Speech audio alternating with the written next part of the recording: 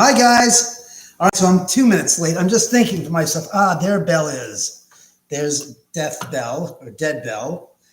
Turn that on. Ching. And of course, Cat Toy.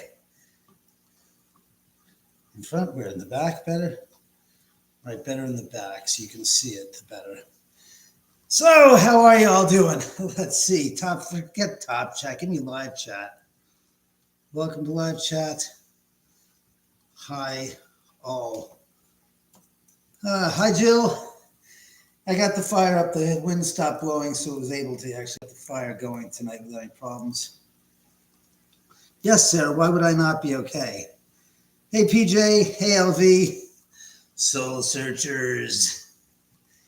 It is a little bit tilted, isn't it? Son of a bitch. So what are we all doing? I'm sorry I'm a few minutes late. I just had to get cleaned up and get ready and take care of the freaking fire here. I'm trying to get that to go since the wind isn't blowing. I know that thing on my shoulder looks like a glow right over here. Ooh, it's an orb. Squishy one, too. Here, let me do something. Since that is distracting as all hell, let me do one of two things. Either move it way, way back, which might be a better position, or just cut it off altogether. Yeah, it's less distracting. No, it's less light there, too, though. But let's do on here. Yeah.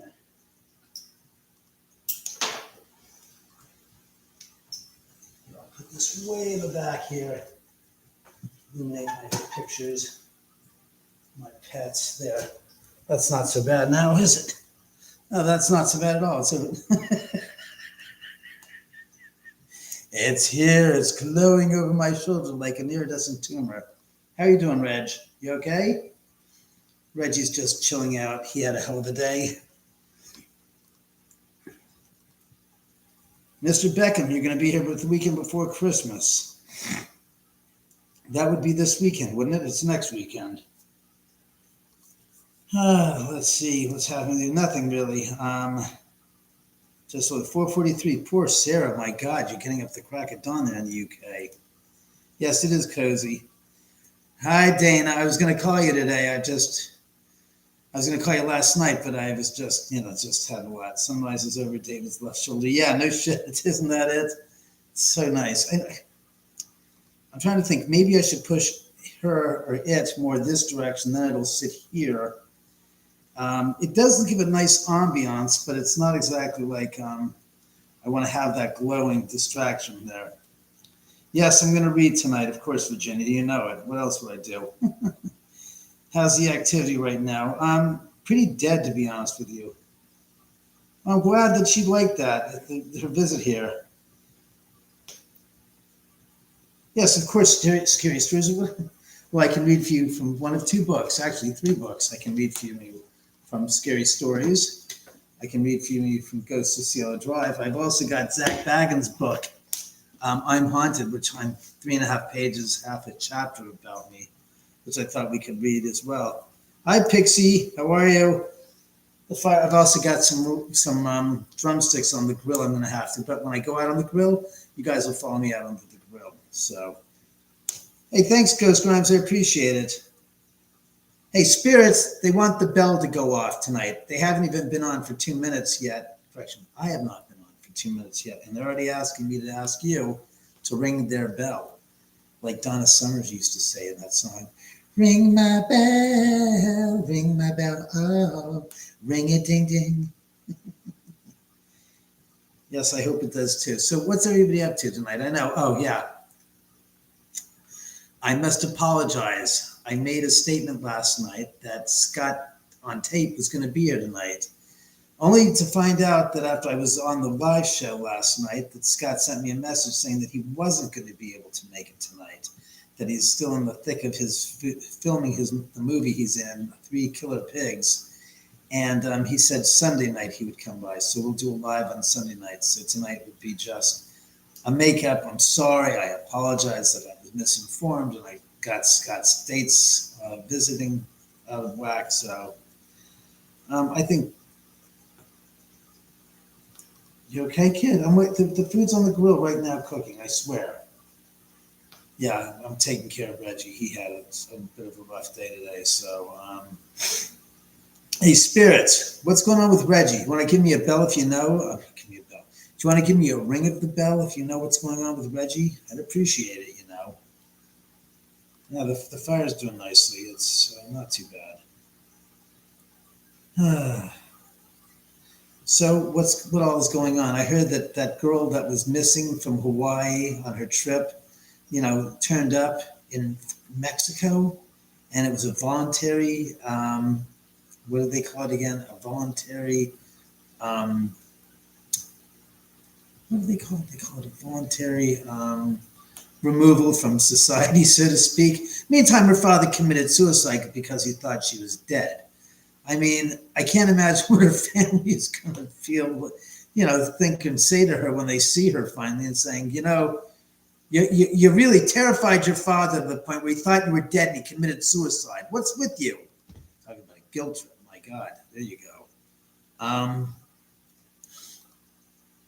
God, it's awfully warm in here from this fire. I'll tell you that. It is like, wow. I've got the thermal imaging camera. We can find out what the temperature is here. Let's look at sometimes. Hi, Maria. How are you? You're not one of those trolls, are you, Maria? Because everything is in caps. It's a pretty bad thing to have everything in caps. People start to think. And I'm losing viewers. The light's not on light enough here, but I don't know. So does anybody have any questions for the spirits?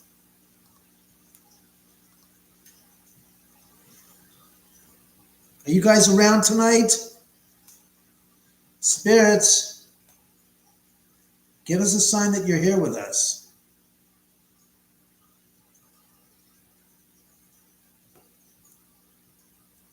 It's 29 degrees there? You're kidding me, Dana. That's crazy. I think it's 54 degrees outside. I meant in Virginia? What do you mean, Virginia?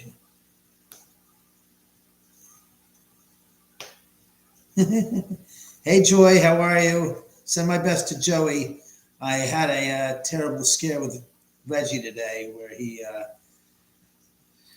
on the middle of towards the end of a walk across the mountain coming down, he basically had a seizure just out of the blue. And it's like 2 years since he's had that happen. And it's on the same, within 10 feet of where it happened before. So,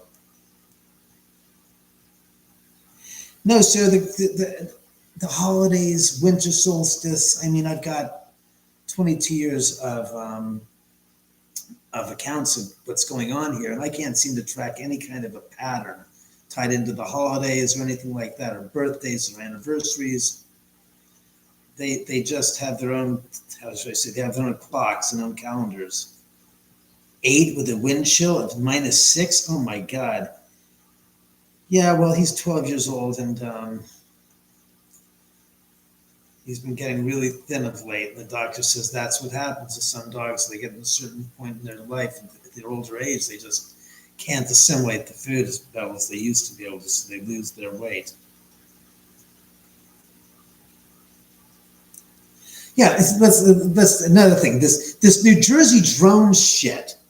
I'm so freaking surprised that the people in New Jersey, that somebody out there didn't take, and I'm sure we all know that there are ways and means by which you can remove a drone safely from the sky and have it brought down. I've seen attack drones that go up there and they basically disable. I've seen them with electromagnetic field pulse units that basically send out a pulse of energy right on that spot. I've seen them use targets with shotguns and also a kind of like a webbing that comes out of a gun and it basically explodes, expands, and it's a rope webbing type of thing, and it goes around the drones and it brings them down, or just a plain shotgun with special shotgun, shells that basically blow up upon hitting that object. So, I mean, there's got to be something to get those things down. Yeah.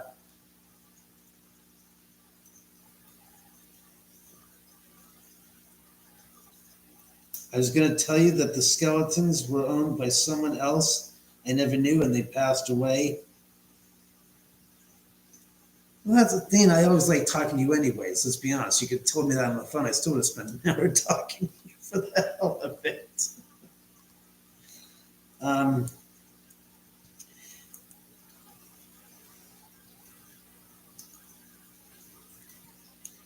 Joy, I've been down that road many a time with my other 3 dogs and my 8 other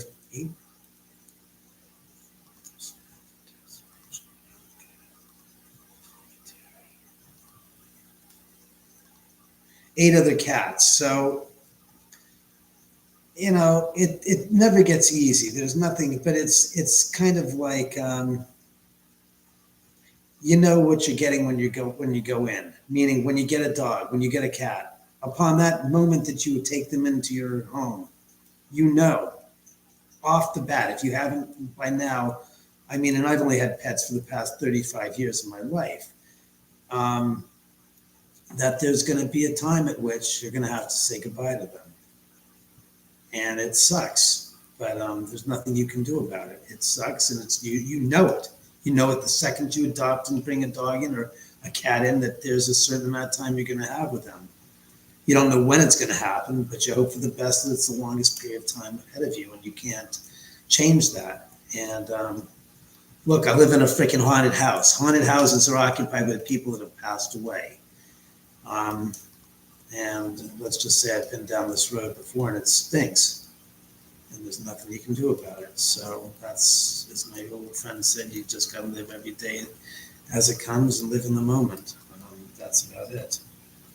And again, I send you my deepest sorrows on your German Shepherd. She was a sweet puppy. I saw pictures and cried my eyes out. Take care, Audra. Nice seeing you. Oh, now the fire is actually starting to kick up. Finally, it's nice. It's nice and warm, of course. But that's the thing about pets. There's nothing you can do about that. It's just the way of life. So.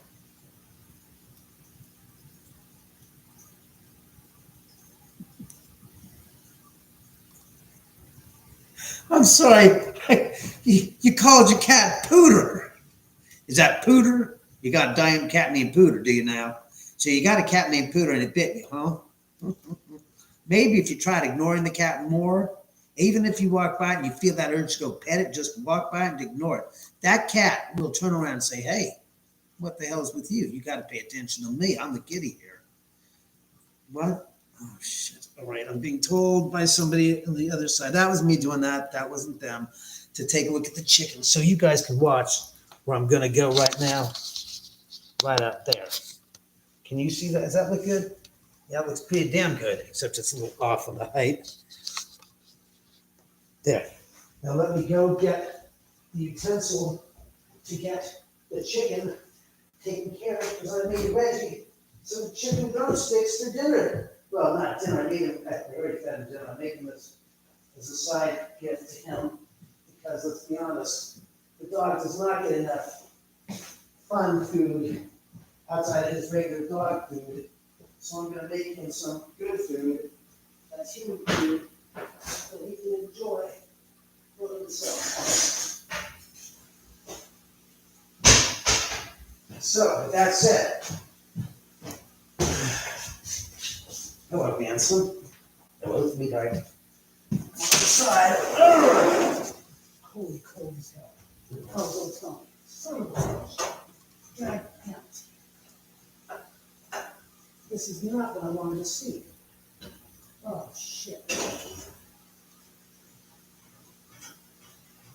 Oh, no.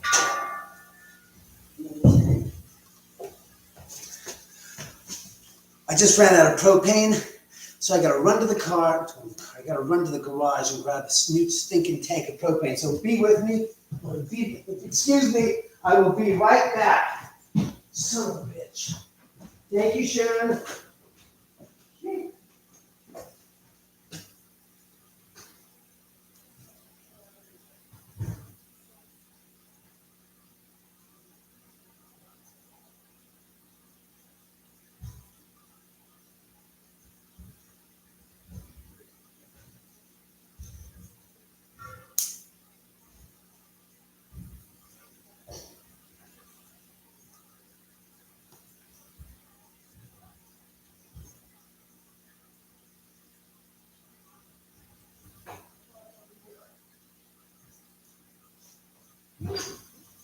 Son of a bitch. All right, come on. Don't even ask, Reggie. Don't even ask. This is the problem with propane. You gotta put a new tank in when you burn one through. Shit. At least you can watch me. Oh, God. All right.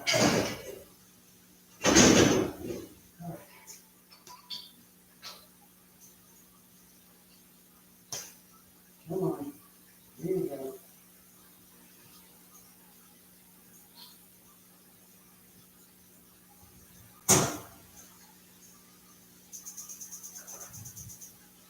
Oh, yeah.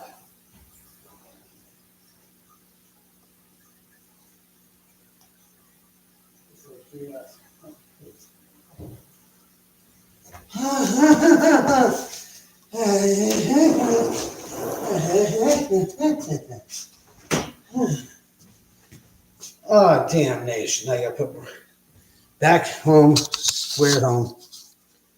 That's right. Oh, crap. Since I'm standing up, let me go put some more wood in the flames. Take content of the fire. I can't get a fire. And a fire starter I need.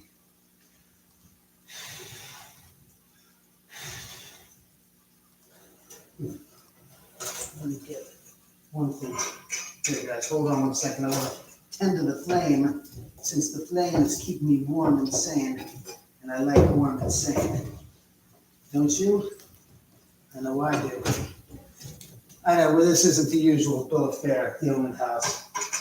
I don't even know what the usual bill of fare at the Oman House is. Here. No, leave that one on. Just don't add any wood to this one. All right. All right. Yes, isn't that a clever picture? So, Radman, how the hell are you in the UK? How are things?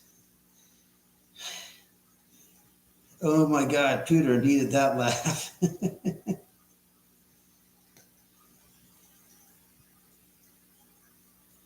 Joy, then you can't have another dog or a cat ever again, because it's inevitable.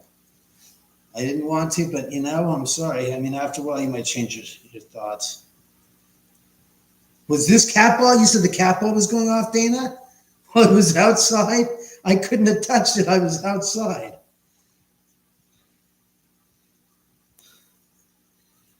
How funny is that? No, I did not. And I'm right now kicking that's me kicking the table. So that went off because I kicked the table. That I just want to test, but I haven't touched the ball. So Peter's a bit of a jerk, but jerks also work. But I like jerks. Dana, you're killing me. Well, it's nice that the ball went off. Oh, the freaking fire's working, and now I got the whatchamacallit, the grill going. Yes, I was at the fireplace and the ball went off. That's impossible. I mean, I didn't touch. Yeah, that's definitely the spirits. Thanks, spirits. It's nice to see that I'm not alone. By the way, you guys don't even know what the hell's above me. Here, I'm going to do something. Since you guys don't even know this, I'm going to share with you something very interesting. I don't know how this is going to look. All right, let me see what I can do. I want to show you guys what's on the ceiling above my living room, or in the living room, what's on the ceiling. Let's just see if I can do this like this. Do you see that? Andy Warhol and Jean Basquiat. Let's see how that looks. Can you guys see? You can see that. There you go. Wait, son of a bitch. Why is this so stupid? So come on, straighten out. That's Andy Warhol and Jean Basquiat. That is a 7-foot by 6-foot poster mounted on the wall. Yes, that's on the ceiling. That is on my ceiling. Yes. Isn't that interesting? Whoa. What is with this? Look. No, you son of a dog. That's better. So sorry about that. There, I'll actually move forward. What did Joy say? Files. We still have our tiny kitty, our tiny girl. She's a month older than our shepherd. It's hard seeing her. Well, Joy, if that's the case, by all means. Well, Chantal, I hope all is well with your new living situation out of South Africa. Obviously, let me know when you're coming out to the States to visit. I know you just got to the UK, so it'll be a while, but by all means.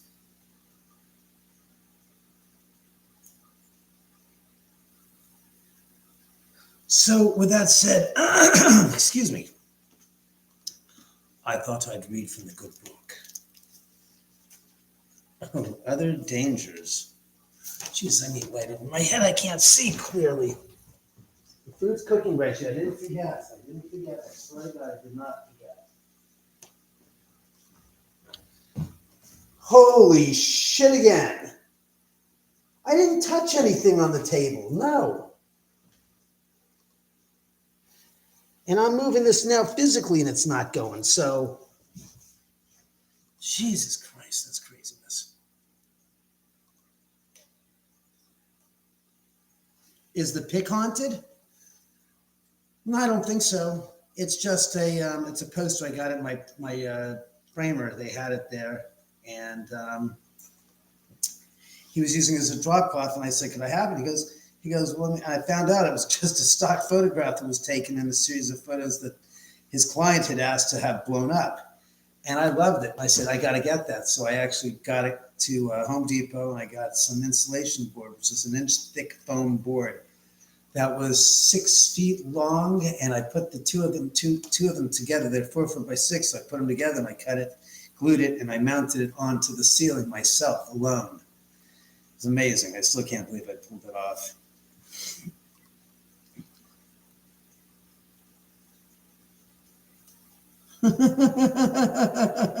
Very funny, Joy. So let me read from the good book. That's right, the book. Scary Stories to Tell in the Dark. Most of the scary stories in this book have been passed down over the years, but the ones in this chapter have been told only in recent times. There are stories that young people often tell about dangers we face in our lives today. That's Samantha talking. The Hook. Donald and Sarah went to the movies. They went for a ride in Donald's car. They parked upon a hill at the edge of town. From there, they could see the lights up and down the valley. Donald turned the radio on and found some music, but an announcer broke in with a news bulletin. A murderer had escaped from the state prison. He was armed with a knife and was headed south on foot. His left hand was missing. In its place, he wore a hook. "Let's roll up the windows and lock the doors," said Sarah. "That's a good idea," said Donald. "The prison isn't too far away," said Sarah. Maybe we really should go home." "That's a good idea," said Donald. But it's only 10 o'clock, said Donald. "I don't care what time it is," she said. "I want to go home." "Look, Sarah," said Donald. "He's not going to climb all the way up here. Why would he do that? Even if he did, all the doors are locked. How could he get in?" "Donald, he could take the hook and break through the window and open the door," she said. "I'm scared. I want to go home." Donald was annoyed. "Girls always are afraid of something," he said. As he started the car, Sarah thought she heard someone or something scratching at the door. "Did you hear that?" she asked. And then they roared away. "It sounded like somebody was trying to get in." "Oh, sure," said Donald. Soon they got to her house. "Would you like to come in and have some cocoa?" she asked. "No," he said. "I've got to go home." When he went to the other side of the door to let her out, hanging off the door handle was a hook.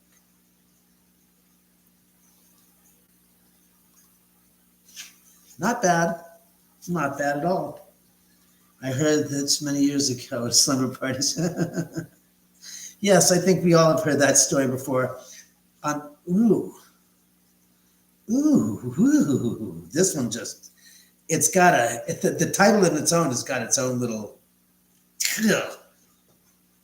the white satin evening gown. Now, between you and me, the first thing that I see when I hear that, of course, is, and I see visually, is Sharon Tate in her white satin nightgown that she was killed in.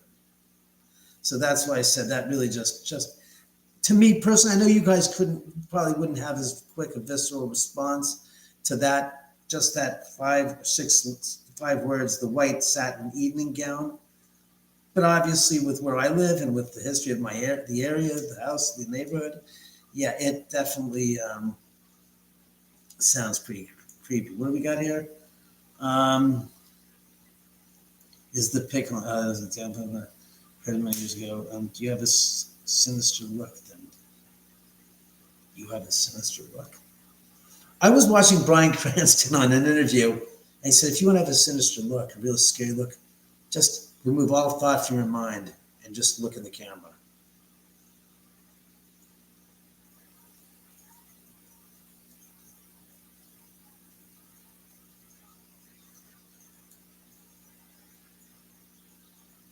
It was amazing just watching him do that. So in any event, what? Well, you said it, Shirley, and I figured I'd imply it. All right. A young man invited a young woman to a formal dance, but she was very poor, and she could not afford to buy the evening gown she needed for such an occasion. Maybe you can rent a dress, her mother said. So she went to the pawn shop not too far away from where she lived. There she found a white satin evening gown in her size. She looked lovely in it and was able to rent it for very little. When she arrived at the dance, with her friend, she was so attractive everyone wanted to meet her. She danced again and again and was having a wonderful time. But then she began to feel dizzy and faint and asked her friend to take her home. I think I've danced too much, she told him. When she got home, she lay down on the bed. The next morning, her mother found her daughter dead. The doctor did not understand what had caused her death. She had the coroner perform an autopsy. The coroner found that she had been poisoned by embalming fluid. It had stopped her blood from flowing. There were traces of the fluid on the dress. He decided it entered the skin when she perspired while she was dancing. The pawnbroker said that he bought the dress from an undertaker's helper. It had been used in a funeral for another young woman, and the helper had stolen it just before she was buried. Oh my dear God! I mean, and what's wrong with you? What's wrong with you? The thing about these stories, these two stories, they ain't vampires. They ain't, zombies. They ain't gosh darn, mutants, aliens. These are plausible means by which you could freaking really die. So it's like these stories, I have a terrible sense that these stories that I just read to you have a kernel of truth behind them. If not the whole story is a kernel of truth in and to itself. That's just straight out of crazy. What do we got? See? Live again? Yeah, Mikey. Well, Mike, if you remember last night, damn, I have to turn it on fire. I'll tend to the fire in a second. That my friend Scott Carmen, aka Scott on Tape, that was me. That was me. This is all me. So until that goes, oh, you can't even see that. I hit the gosh darn table and hit the light. My point is that Scott Carmen was going to be here tonight, and he'd said to me last night, late night, that he wasn't going to be able to make it till Sunday night. So we'll do the Scott on Tape show on Sunday night. Meantime, I'm going to, since you can't see the bell, and that was me again. How's that? Is that better? All right, two things. A, stop it.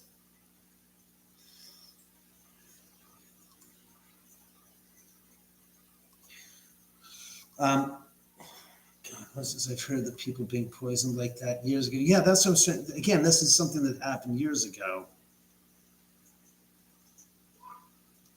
Yeah, listen to Mike. Share this.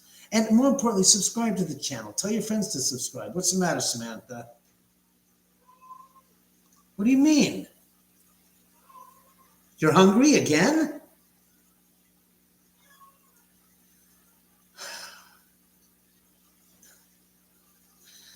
Ay. I want to get the fire going because it looks a little bit humble. So, look, I'm going to go take a quick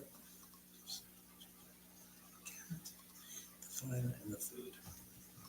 All right, quick. Let me go take a look at the food. You guys watch the ball and the bell. Let me just put the on the side.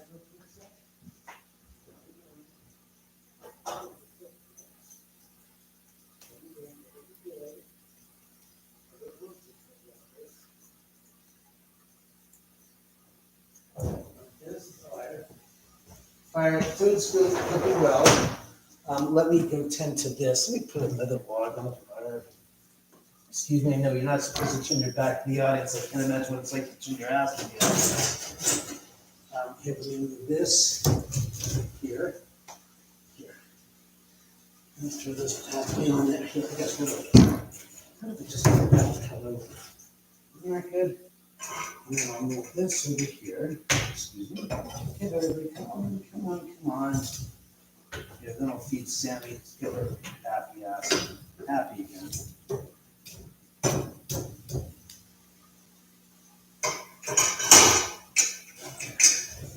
Yes, it's a real fire, and it's really hot. Shit, son of a bitch. Holy, burnt fingertips. No, that's what you call burnt fingers, but burnt tips. There we go. All for the expense of having her be happy. Now, with 1 second, I'm going to feed the pussycat. What did you say, Jill? There goes the bell. The bell just went off again? Really? I didn't hear it. I figure so I'm not in the room, they're going to go ring the bell. Sam, speak loud so people can hear that I'm not talking to myself. I am. Here, you have gone past something on me.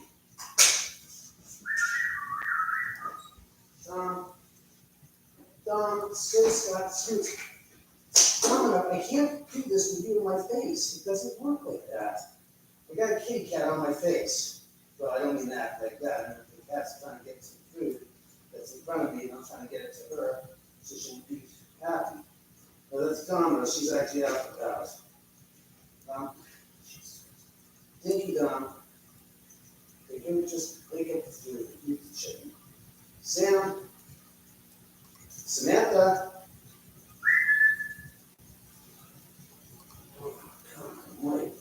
So yes, I'm still here, kids. You can hear me talking. I'm just getting the cats fed as fast as I can without getting. Cooter doesn't have anything on these two. These two are terrible. Well, Donna's like he is. I'm cutting the chicken up, Dana.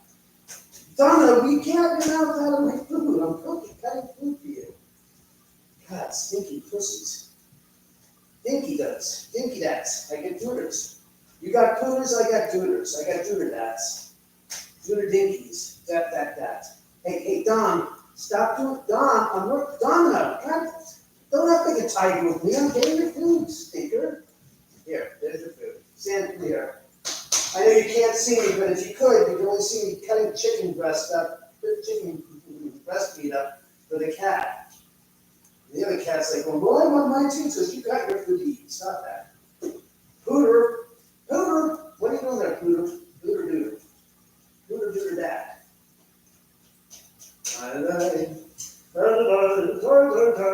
What's doing that? Why are you doing this to me? Why are you cutting up my chicken buns? You should not be cutting up my chicken. I have my good roast chicken. I'm Dr. Chicken Breast. Stop, done. Here, cat. Go eat. Where are you gonna go? You're gonna go to your room? Fine, go to your room, quick. Here, Sam. Come on. Let me cat make this for you. Go eat. Thank you very much. All right. Oh, look at that fire. Well, at least I didn't leave you bored. I left with a nice flame. An old flame, if I might say so. I left you with an old flame. What the hell is that? The hell is that? What's that? God. Shit. I have no idea what that is. And I've never seen that before either. You see that? Right about.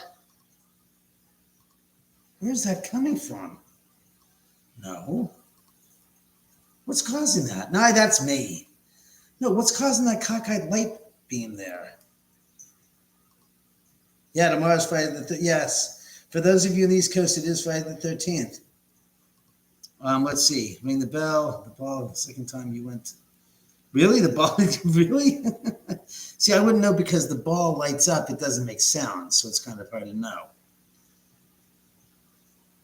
Really? Well, it's nice too that the spirits are here with us. I'm a little bit perturbed at that.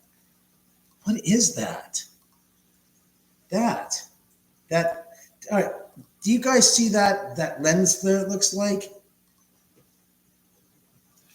a reflection from the flame. Wait, you think it's this? Or you think it's that? Oh, wait a second. Does that kill it? Ouch! God, that's me. I knocked it. That didn't get rid of it. It's still there. That's the cat box.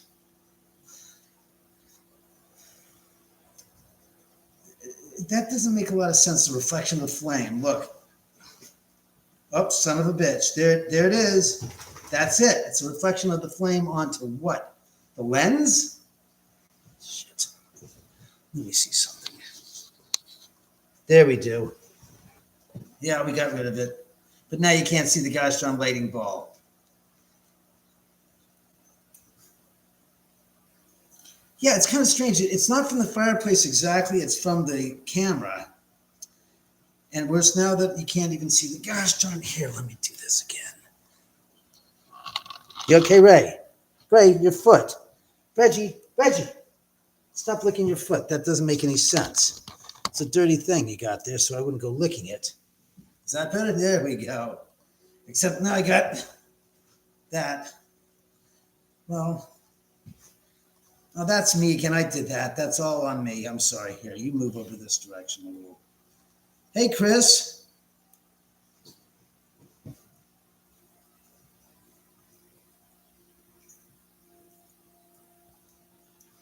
There's a man in my Reggie.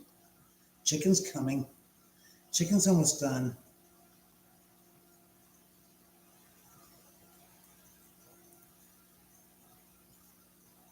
He's doing that same shit he was doing last night. He's licking uncontrollably. Oh, Jesus Christ. The chicken's coming, Reggie. I'm cooking the chicken right now.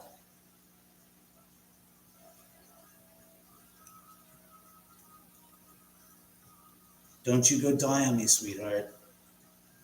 Not now. Boy. So, what we got going tonight? Now, I got the chicken still out there. Chicken's cooking, Reggie, I promise you. Happy Friday the 13th, PJ, to you too.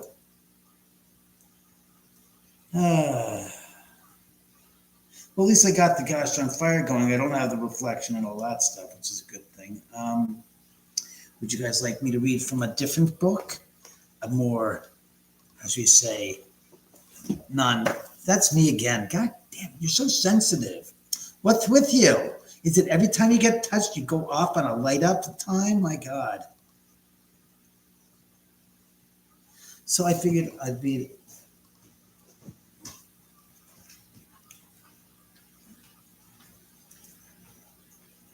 Right. Reggie. He just got off the sofa and walked right over to the gosh darn den and turning around. He's looking around. I don't know what he's doing.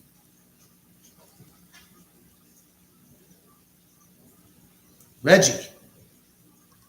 The chicken's cooking right now. Yeah, I reached out to my friend, my vet. He's a very good friend of mine. He says just keep him relaxed through the night and see that he gets through the night. you know.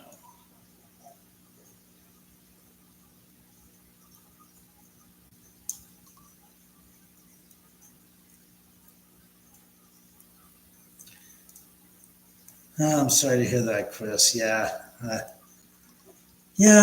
had one of my dogs die last Thanksgiving. My other dog, and then my cat died 5 months to the day after that. Yeah, well, I understood that, Chris. I'm surprised that AI didn't catch it. What's up, Ray? Ray. I got chicken cooking, sweetheart.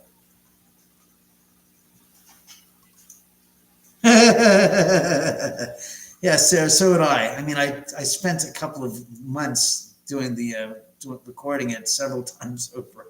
I wasn't exactly pleased with the final product. I was like, I can't send this out. So, yeah, I'd be happy to read just do the old fashioned, just go through the book like this and say, stop. What we got?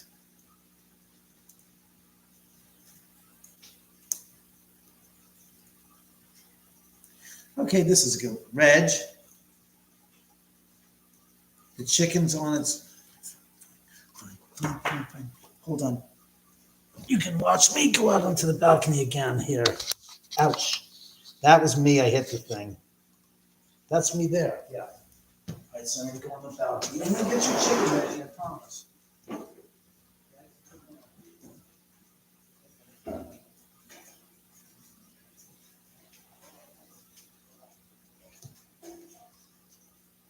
See? This is yours. When it's cooked. Yeah.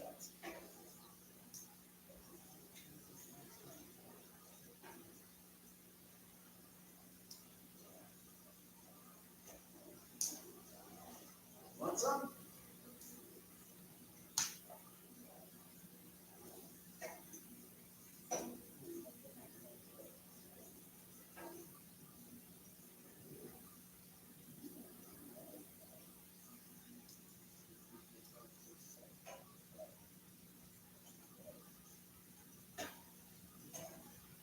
So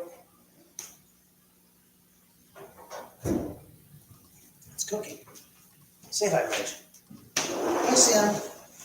You did it. You didn't. You did it. You did it. Domino, get off the mat. She ate it already. Oh, son of a bitch. Yeah, that's me in the light again.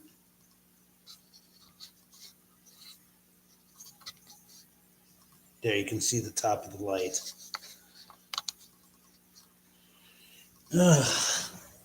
There we are.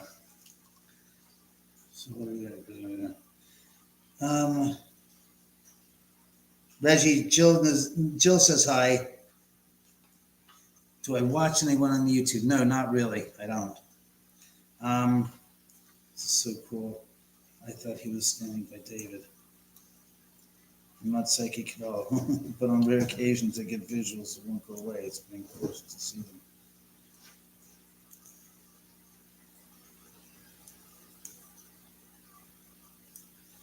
Well, thanks, Chris. I don't know who the hell it is that's wearing the jacket. That's something that I'm familiar with as a person that would be alive that would be like that in their 40s.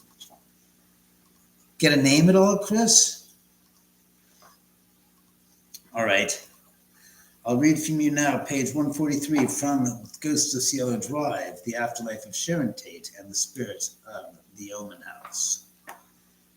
June 7th, 2006. My friends Roger and Natalie were spending the night in the third level guest bedroom. The next morning, Natalie told me that when they were sleeping in that room, she had woken up. Oh, that's my gosh darn cell phone. She had woken up and saw three people, a guy and two girls. She described them as having, quote, greasy long hair. They just walked from the locked door to right in front of the bed and around and into the bathroom. Roger said he had a dream of the exact same thing. Strange that two people would see almost identical images, yet one was asleep and the other claimed that she was awake seeing it. I used both of them. I asked both of them if they'd seen if the apparitions looked at all familiar. They said they had no idea these people who they could be or who they were. What, Jill? I feel for anyone who's lost a pet.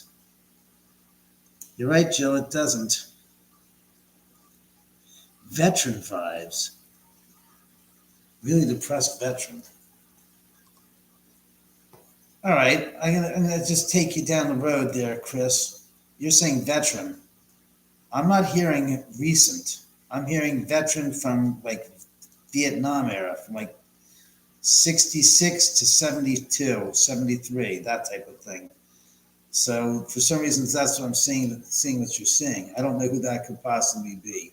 And again, look, you're seeing one person. There's over 1,001 spirits that are visiting the house here. So we get a totally, hi Domino, a total, grouping of spirits. Hi Samantha, scare the crap out of me. Of spirits here that I have no idea, that have nothing to do with the murders down the street, mind you. Yes, that's exactly it. No joke. Vietnam era. Yeah, that's right. When you described that, that's what I kept hearing. Let's go find another page in the book to read from. That's not going to work. How about this, chapter 8? No, that's a whole, God, that's like 7 pages in one chapter, and it's just, no, I'm not reading that. No.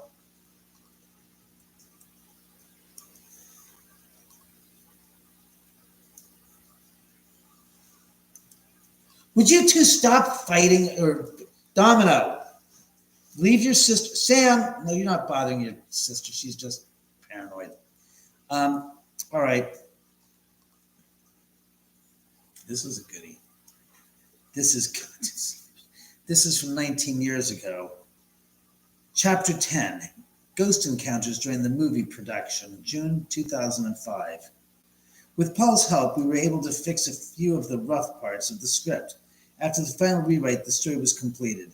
This is what we came up with as the story of the film. Quote, when David King purchases a house in the hills far above the angst of Los Angeles, he gets much more than he bargained for. When strange and unexplained occurrences in and around the house begin to take control of his daily life. After he and his loyal dog Sebastian settle into the house, David begins to realize there's something particularly odd with the neighborhood, and it all seems to be stemmed from the house at the end of the drive. Before long, ghostly voices began to whisper through the intercom system in the dead of night. Strange visitors arrive, some with unsettling accounts of the house's history, and David becomes plagued with a series of terrifying and gruesome hallucinations. That is the essence of my feature film. Hold on 1 second. I do this. Fucking shit. Son of a bitch. Now I'll get to that. I just had it. This. Oh shit, sorry. This. That's the setup. And by the way, in the description of the tonight's show, there's a link where you can rent this online on Vimeo for $4 or $3.99 for a 3-day rental. Do it. You'll enjoy it. I'm telling you, it's a great movie. During a dinner party at his house with friends Robert and Felicia and Jennifer, David discovers more about the neighborhood's bloody history, and fact and fiction intertwine as friends talk ghosts and spirits from beyond. And David recounts his odd experiences in the house. The night prompts the friends to take steps that will alter their lives forever. About what? I don't know. No, Chris, of course it's no joke. That's what I said. I picked up the same thing that you're talking about. What was the sound of tinkling glass? When you said my friend Natalie, then glanced away and said, gosh, that's the sound of something. I don't know. I don't know, Annie. It's a good question. I don't have wind chimes at all. I missed that. But let me continue to read with this. When they decide to sneak and explore the decrepit house at the end of the drive, supernatural forces from the past transport them through time, back to the night of the brutality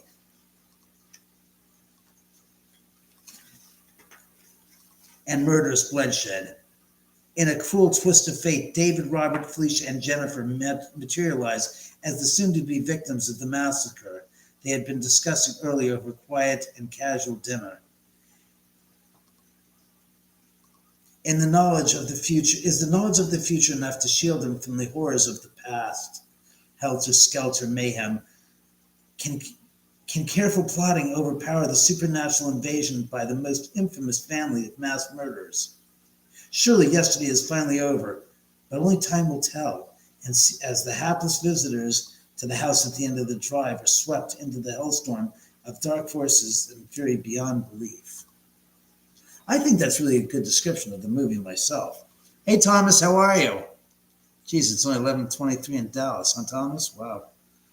I miss to rewind. It says my friend Natalie, then the sound of wind chimes. Really? Look, the spirits are here. If they want to chime in and talk while I'm talking or over me or when I'm moving around or stuff, that's very, very, very part and parcel of the house. It happens all the time. It's this way? All right, I'll go this way then. Fine, I'll move that out of the way. Really? That's interesting, Annie. I mean, it's like I said, the spirits do what the hell they want. People think that I have some masterful control of them. It's like, no, I don't. They do what they want when they want. Oh, look at that. I have from my friend Burn Fry. He's an artist. These are some of the stickers he gave me 2 years ago when he was here. Paul also wanted to play up the credits for the Amityville Horror and the connection to the real-life tape murders. We added this piece to let audiences know that the origination and inspiration of the movie. The film was inspired by the true events that shocked the world. The names have been changed to protect the dead, who are still not at rest. Our marketing tagline was, one of the most heinous crimes of the 20th century that shocked the world. Many events that take place in House at the End of the Drive are based on actual events that had taken place in TheOmanHouse, where principal photography was shot. Like The Exorcist and The Entity before it, this film is anchored in documented evidence of the paranormal.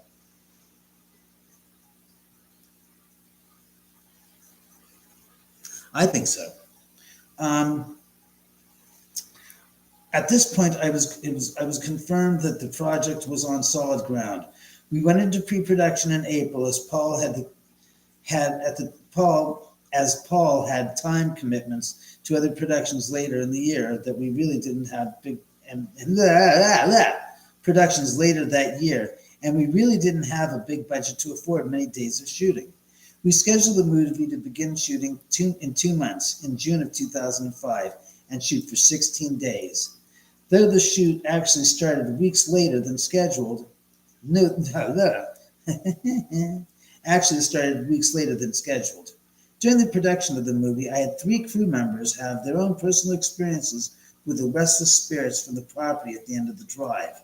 Mike Heatgrip, my line producer, and my head makeup artist all had their own experiences here with the spirits of Sharon Tate, Jay Sebring, and someone else during the filming of House at the End of the Drive.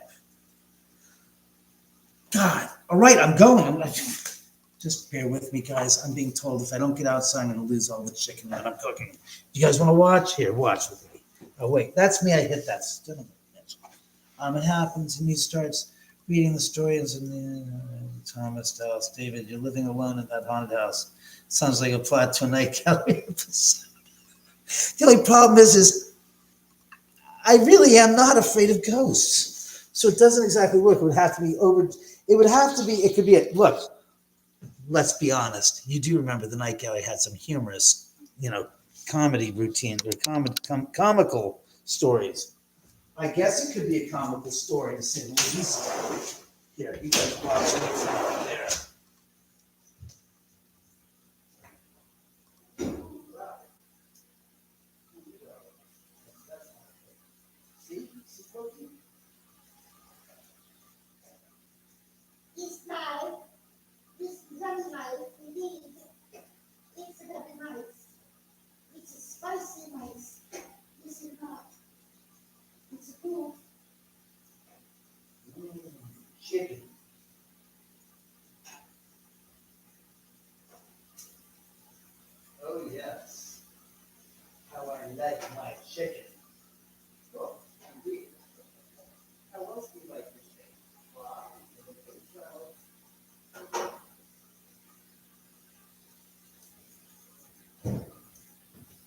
Oh boy. Hot finger. All right, so let me turn this back to here. Oh, the fire 20 out. You're such a stinker fire. How the hell are you going off? I didn't even touch anything. Well, what do you know? It's the usual. It's here. Hi, Mina. Good to see you too. Good to be seen as well. Let me get this. Block that light out from behind me. So as I was reading this, we'll read some more of the book since I'm reading from my own book. I might as well plug my own book into the scary stories. Oh, wait. The first of them was my line producer, Lorraine Yackel. On June 2nd, 2005, she was in the kitchen during an afternoon shoot here at my house. As she described to me,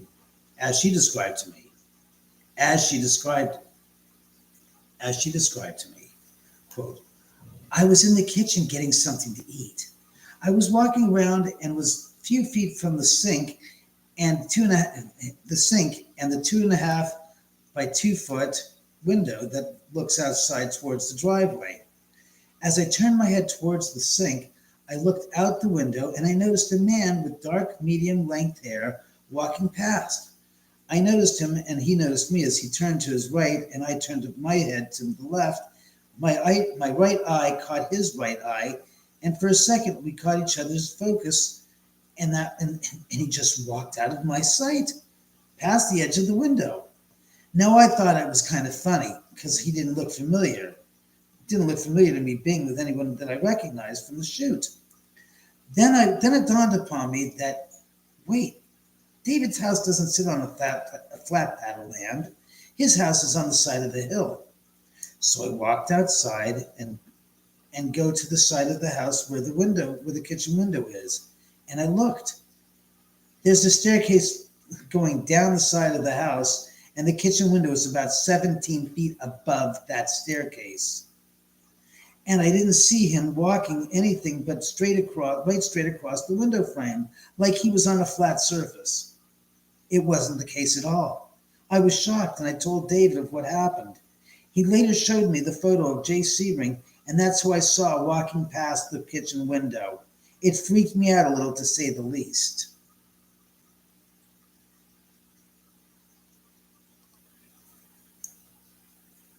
No, it can't be the vibration of the floor because here.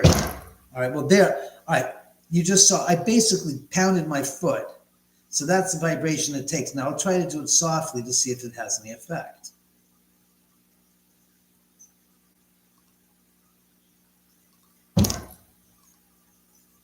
Nothing.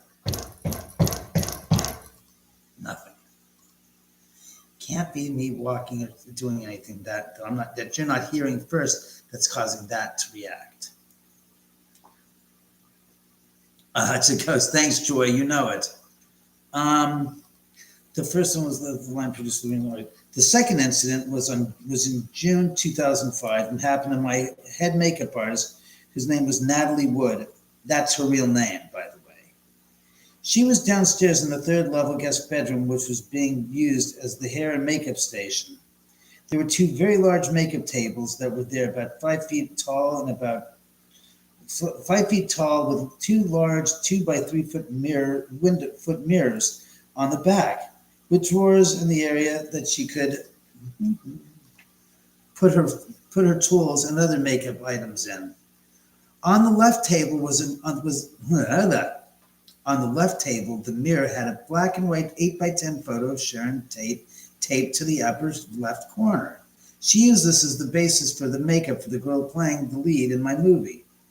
Well, on one occasion, when Natalie had just finished making up Jennifer, the lead actress, who then got up and left to shoot her scene, Natalie said she turned towards the mirror and saw an image of Sharon Tate's face in color in the upper right corner of the same mirror that she thought. She goes, I don't have a color photo of Sharon Tate on my mirror. And the image I have is a black and white photo. And it's on the left side, not the right side of the mirror. She turned to her left and saw the familiar headshot of Sharon where it had always been, and then she turned quickly back to the right side of the mirror to find nothing there at all. Well, Natalie didn't tell me about this incident until a few days after we finished the filming, and we were at the wrap party for the film. There she told me what had happened and that she asked me if I remember who the first person that had left as soon as we wrapped the filming here at the house.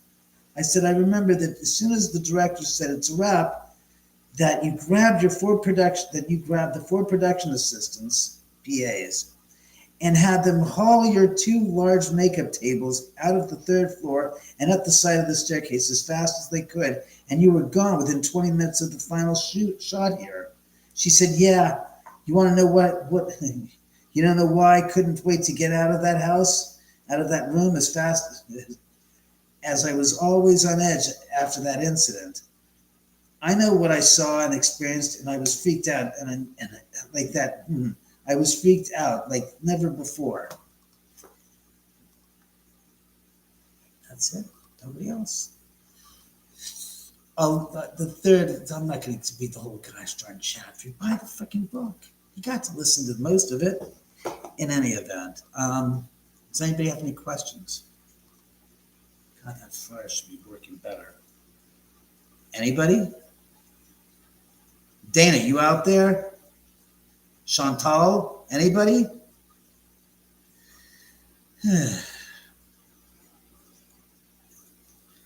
Oh, it's not just a good story. It's a true story. This is stuff that happened here. It's almost 20 years ago now. So, but it's stuff that's happened here that's really crazy things that have happened. I mean, the book's loaded with them. And as a matter of fact, what the hell is that? You got...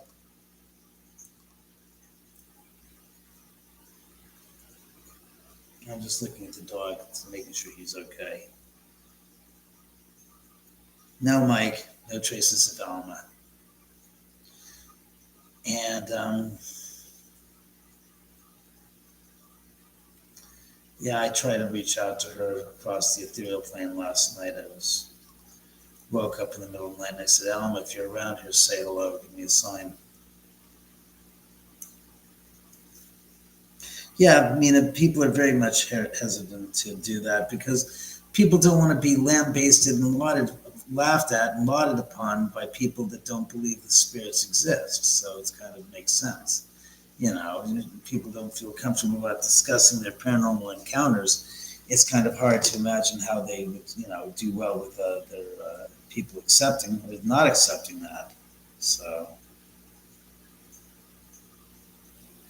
No, still to this day, stuff still happens all the time. I mean, that's those three incidents that took place over the 3 weeks that we were shooting the movie,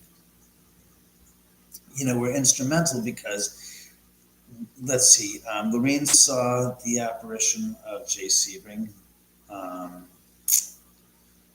What's-her-face saw Sharon Tate's apparition. And Charles Gould, my key grip, was literally pulled up in that same bedroom where we were using it as a makeup room part of the shoot, towards the corner of the ceiling by an unseen force. Strange stuff has happened here. I mean, but again, it happened to other people. Has it happened to me? No, I've never been grabbed or physically, removed from my bed and floating up to the corner of the ceiling yet. So, but I think a lot of that it has to do with the simple fact that respect. For whatever reason, the spirits have afforded me a certain degree of respect that I don't seem to be bothered by their actions and their antics, let's just say, to the point where it's become an issue with me. I don't really, I've been affected. I've had stuff happen to me here where I've heard knocks and voices and I'm like startled and it's like, and I go, oh shit, it's not a burglar. Why would a burglar typically say, I'm here? But a ghost wants to be acknowledged. So they tend to make themselves, as we say, present, felt. And like I said, if I didn't build the house and I just moved in and built and had nothing to do with that, I probably would have a far less concern. I'd be more concerned, I would have to say, because I wouldn't know. anything of the history of the house and stuff.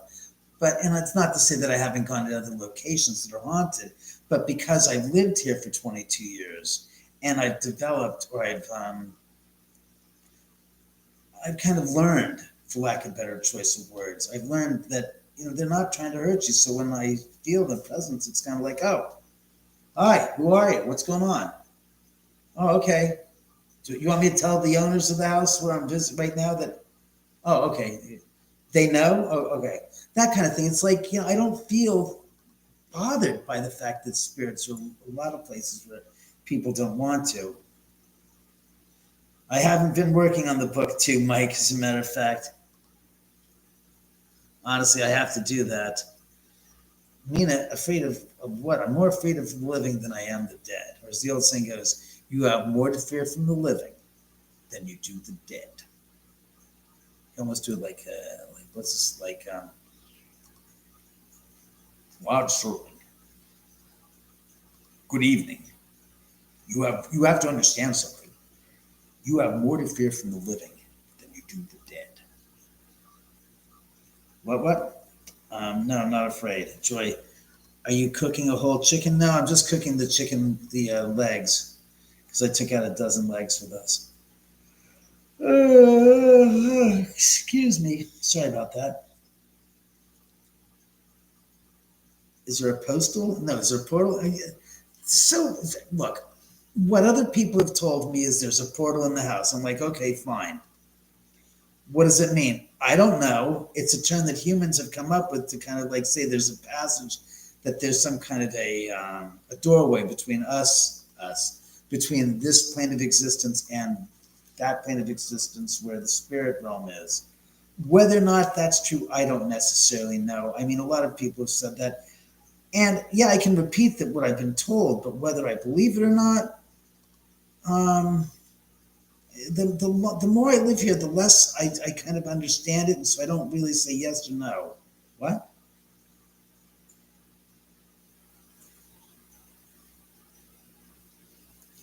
Yeah, you just said that, and I think I'm going to go double check. So hold on one sec. I'll keep your live on that. I'm going to go out here and see how the chicken's cooking.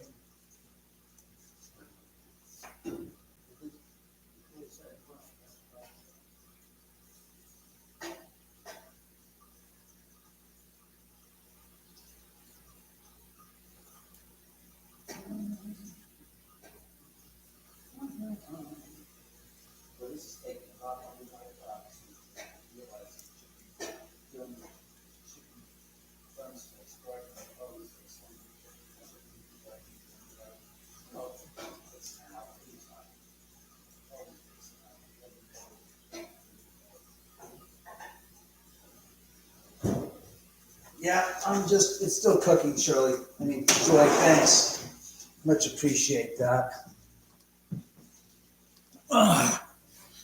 When the spirits talk to you, do you hear different voices?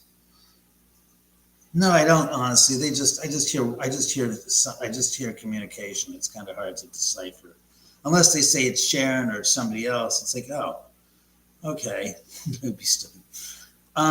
Gee, I've been on for an hour and 9 minutes. Son of a goddamn bitch! It always gets so long. Sometimes they tell me their name. Sometimes I have no freaking clue who the hell it is. Honestly. Joy, get in touch with me. Call me tomorrow. Let's talk. Let's see about getting some people up here to do a ghost investigation. Oh, hey, Pawn Stamp. Pa Stamp. Sorry, Pa. God, this fire. I wish it would continue to burn nicely, but it's just smoldering. And it's right at 10 o'clock. I mean, it's almost 9:45. I don't necessarily want to keep the thing fire all night long.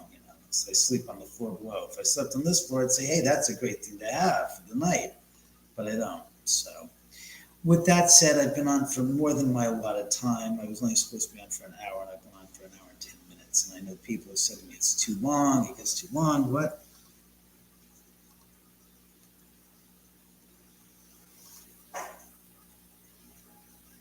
I'm reading your comment, Joy, and out of the gosh darn right behind you, the camera in the bar, I heard that tank and going. Is that supposed to notify me that I shouldn't say the thought I was going to say to Joy, and I should hold that thought? All right, all right, all right, all right, all right, all right. I got it. Thank you. It's kind of like AI. It works in a way that it's like they're saying, think twice before you open your mouth. So don't. Yeah. Thanks, Jill.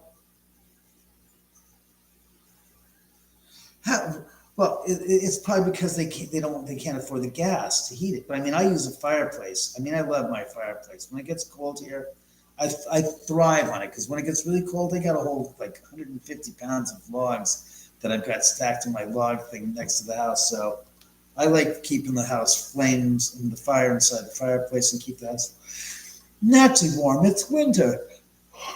I generally don't do that in the spring and in the summer for the most part, because what's the point of heating a house that's already warm as hell? But in the winter, it's a great thing to have a fire in the fireplace and to keep the house warm. So, does anybody have any questions or thoughts they want to ask? Please ask away. Hey, Brooks, are you there? Brooksy's getting late for Dana there, I can imagine. God, I really wish that fire was cooking a little bit more. And now, after I sign off, I can do that. But in any event, you guys have a great weekend. I will see you again on Sunday evening, unless, God forbid, something happens tonight on the Friday. Oh, you mean Friday the 13th? Oh, Jesus Christ.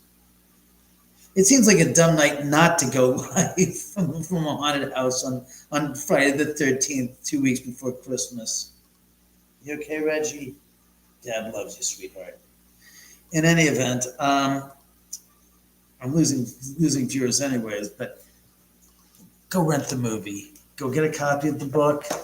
The link to buy the copy of the book signed is in the description. Go rent the movie. Tell your friends to rent the movie. That's right. House at the End of the Drive. You can just go to houseattheendofthedrive.com, and there's a link there, right, where you can go to Vimeo to rent it. Mike, yeah, I fed the cats earlier. But just waiting for the chicken to cook, and it'll take another half hour at least to cook. But in any event, thank you all for joining this evening. It's always a pleasure. It's always fun to have you on, and I wish you would have gone off a few more times, and you too.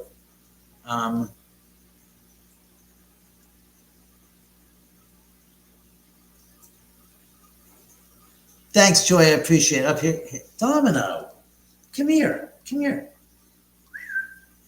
I actually might have a first for camera.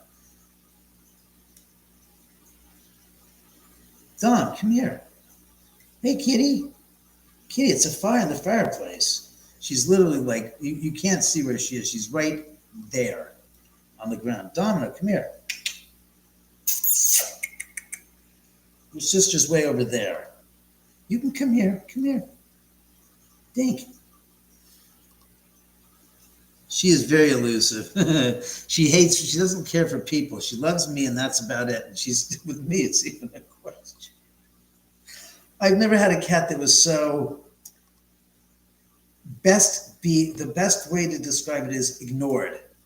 Not she's ignoring me. When I ignore her, then she responds. It's like, wait, you just walked right by me. Didn't you give a shit to say something to me? It's like, no. Talk to you for what purpose? You run away when I say 2 words to you. So, Dinky Dom. Take care, BJ. Nice seeing you. I only have one picture of her. Yeah, she's that. There she is. She just literally just like said, "Get it." Just I was going to turn the camera on, but couldn't do it. She's a girl. Yes, Joy. She's a girl. She's neurotic. Samantha, who's right there, which you can't see. Oh, yes, you can. Can you? You can just see half of Samantha's ass there. That's Samantha here. All right, I'll turn it a little bit more to that direction here. There's Samantha. This is Samantha. That's the Sam cat. She's very, very much. Hey, Kathy, very nice to see you on. Thank you very much, man. I will do that. You guys take care. And again, an hour and 15 minutes. All right, I'm out of here. Sayonara. See you guys later. Have a good one. And share the link to the movie. Let's get this movie so people can see it, so we can get something going. Let's get 10,000 people to see it. And then let's get 20,000. Let's get 100,000 people to rent the movie. Seriously. It's a good movie. Look, they're remaking 28 days later, 28 years after the fact that movie came out. I'm sorry. I'm so sorry that Hollywood doesn't like the idea of making original creative stories anymore. They just like repackaging old movies and old TV shows. Go figure. This is an original story. And it's inspired and based upon my experiences in this house dealing with the victims of the terrible tragedy down the street. It's a good, fun story, fun movie. So, in any event, you know what to do. Make this thing happen. Please, let's make this thing a big, big to-do. So Hollywood will take notice of this house at the end of the drive, this movie. And they'll actually make something out of it. And we can make this big. I'm asking you, I'm pleading with you, let's make this happen. Let's put Hollywood on its side and turn them on their ear. Okay? You know what to do. Let's make it happen. Thanks.